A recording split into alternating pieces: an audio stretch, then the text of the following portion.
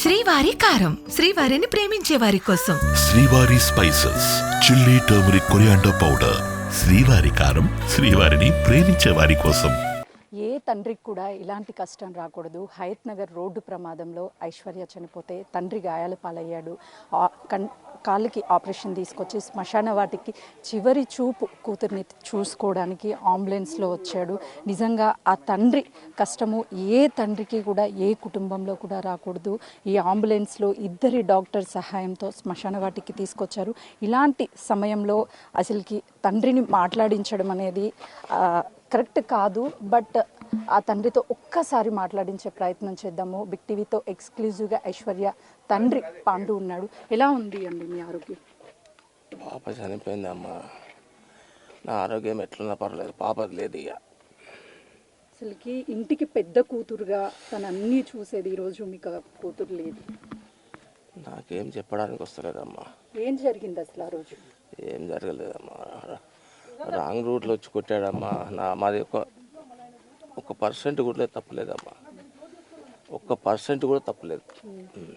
ఏ న్యాయం అంటే కూతుర్ని తీసుకురాలేము. ప్రతి బస్ స్టాప్ దగ్గర ఫుట్పాత్ వేయాలమ్మా. లేకపోతే జనాలు ఇట్లనే నష్టం జరుగుతూ ఉంటుంది. బండ్లు స్పీడ్గా వస్తాయి, రోడ్డు దాటే వాళ్ళకి ప్రమాదాలు జరుగుతూనే ఉంటాయి. ఫుట్ ఓవర్ బ్రిడ్జ్కి ఐశ్వర్య పేరు పెట్టాలని డిమాండ్ చేస్తున్నారు. ఏం చెప్తారు? చేస్తే చాలా మంచిదమ్మా.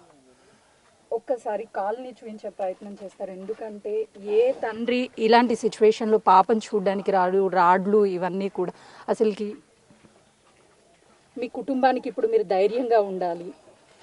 ఏం చెప్తారు? ఏం ధైర్యం చెప్పలేకపోతున్నామ్మా. నాకు పాప నా కళ్ళ ముందే పోయింది. ఇంకేం చెప్పాను? ఈ పరిస్థితుల్లో అయితే నేను ధైర్యం చెప్పలేకపోతున్నా. ఎప్పుడు తెలిసింది పాప చనిపోయిందని? నేను ఎంబడే ఉన్నానమ్మా. నేను స్కూల్లోనే ఉన్నా, పాపను చూసా. ప్రతి బస్ స్టాప్ కాడ ఫుట్పాత్ కావాలమ్మా. పైనుంచి మనుషులు దాడటానికి ఉండాలి. లేకపోతే ఇట్లనే విచ్చలవిడిగా ప్రాణాలు పోతాయమ్మా. ప్రభుత్వం కూడా పట్టించుకొని ప్రతి స్టాప్ దగ్గర ఉండాలి నేను కోరుకుంటున్నాను. మీరు ఏ టైంకి రోడ్ క్రాస్ చేస్తున్నారు? 7 అమ్మా. ఎవరు వచ్చారు? అంటే కారు ఓవర్ స్పీడ్ ఏమన్నా ఉందా? కారు స్టడీకి వెళ్తున్నాడు, రాంగ్ రూట్లో వచ్చాడు. ఏం చెప్తారు బిగ్ టీవీ నుంచి? ఏం చెప్పాలమ్మా, ప్రతి బస్ స్టాప్ దగ్గర ఫ్లైఓవర్ ఉండాలమ్మా. అది నేను కోరుకునేది ప్రభుత్వాన్ని. 7 o'clock పొద్దున్నే. ఉదయాన్నే.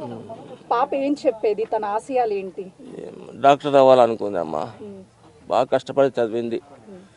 అవుతుంది అనుకున్నా నా పాప కూడా.